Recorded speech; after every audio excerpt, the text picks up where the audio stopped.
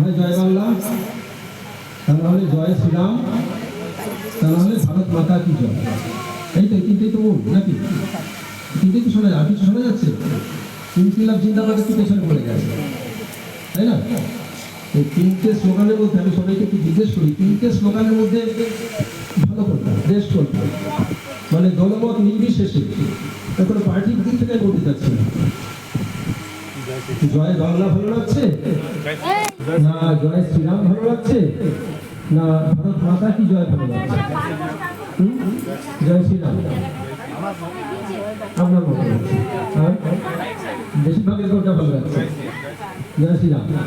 ভারত মাতা ভালো লাগছে না?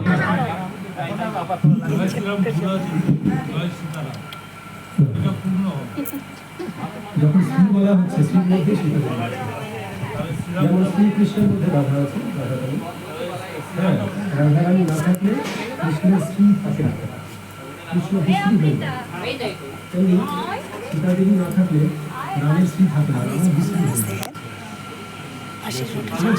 এই জন্য শ্রীরাম, সীতারাম,